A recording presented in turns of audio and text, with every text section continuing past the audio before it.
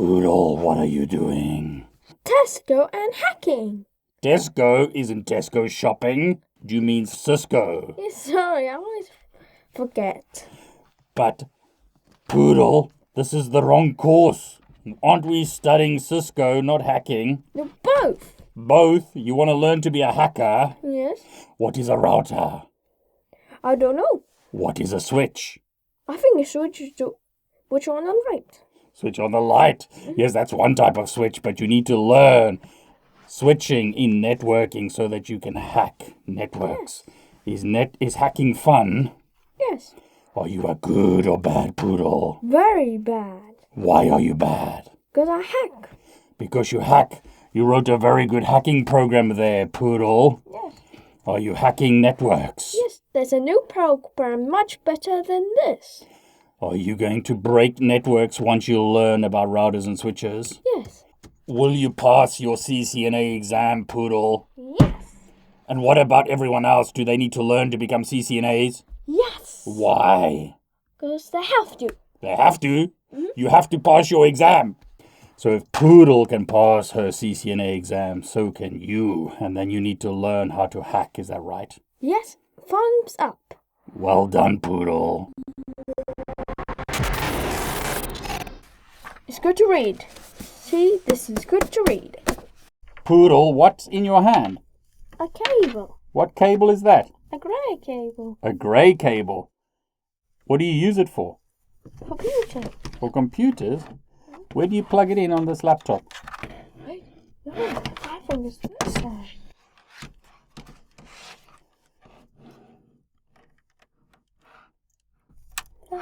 Well done. So that's an Ethernet cable that you plug into a laptop. Mm-hmm. Take it out. Do you think it's easier to use an Ethernet cable or is it easier to use Wi-Fi? Wi-Fi. Wi-Fi is much easier. Mm-hmm. I see that you're doing a lot of reading here. What are all these books about? You're learning about Wireshark. Wow. So you're really learning about networking. Mm-hmm. You're a great networker, aren't you, Poodle? Mm-hmm. Let's talk about basic networking.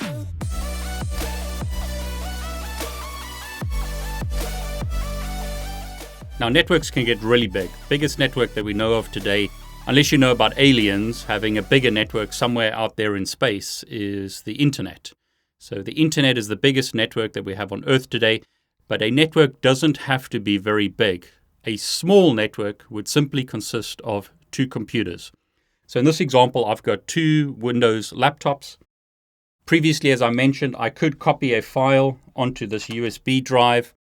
So copy a file from this computer onto the drive and then put it into the second computer and then copy the file onto this computer.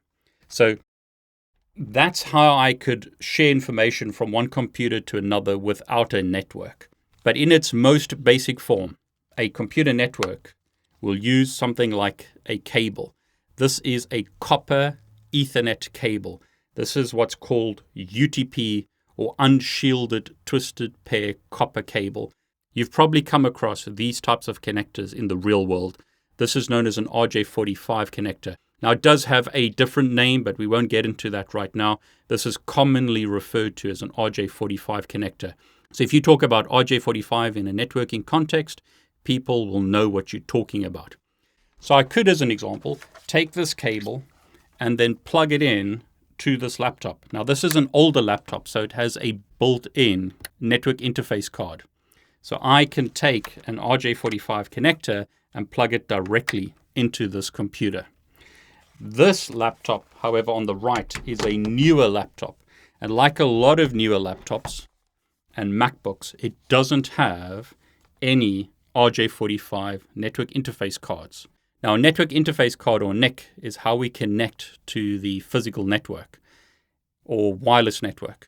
It's basically a card that's either inserted into a laptop or is built into a laptop that has what's called a MAC address, or media access control address.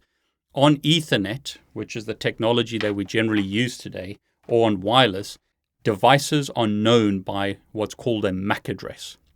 So here's an example of a very old network interface card. This network interface card supports older technologies such as 10-base-5, the first type of Ethernet that was ever developed.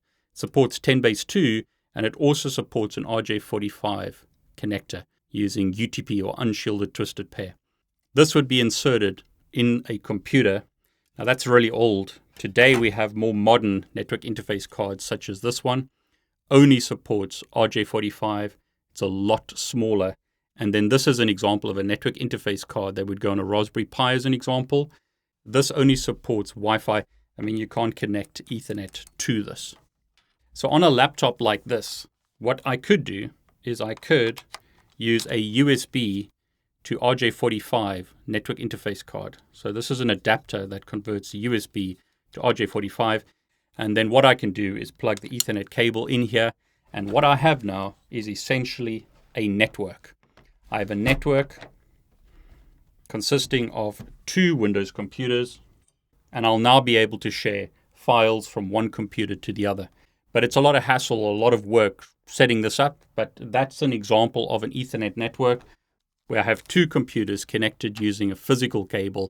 In this example, what's called Cat5e cabling, unshielded twisted pair, RJ45 connectors on the end. That's an example of a very basic network. But if I told a young person today, so let's say a teenager, to set up a network between their devices using cabling like that, they'd probably think I'm crazy, because what we tend to use today is Wi-Fi. Wi-Fi is an example of using the air for transmission of data from one device to the other. Makes life a lot easier in many ways. People today expect that it's easy to share information from one device to another. In this example, I've got 2 iPhones. I mean, how would I physically plug a cable into one of these phones? They don't have RJ45 connectors. I don't have a USB to Ethernet port that I can use to plug an Ethernet cable into this iPhone. I could use the Lightning port, but people today wouldn't be happy with that. They expect it to just work and work very easily. And the technologies that we're going to be using to share files from one phone to another are Wi-Fi as well as Bluetooth. So as an example, on this phone, here's a picture. I'm going to share that picture using AirDrop. Notice it tells me that Bluetooth is off. I need Bluetooth to allow this device to share the file with other devices. Now it's picked up 2 devices. I've got a iPhone Blue, which is the phone on the right, as well as my MacBook, which is in front of me. So I'm going to select the iPhone. And what happens now is the file is shared from one phone to the other.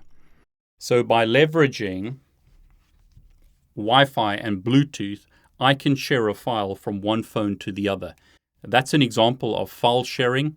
I'm sharing a file, which in this example is a picture, from one phone to the other, and the medium or media that I'm using is the air.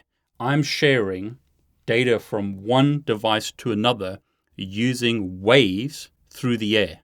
Just like I'm speaking to you, and what's happening is a microphone is picking up the waves that I'm making with my vocal cords, basically speaking into the air, making waves, that's then digitized by a microphone. Same idea here, a digital file on a phone is modulated in the air, sent across through airwaves from one device to the other. This device demodulates it and creates the file on the other side. So I'm transmitting a resource, a file from one device to the other using the air in this example. That's an example of a network. I've got a network of 2 devices, where one device is sharing a resource with another device.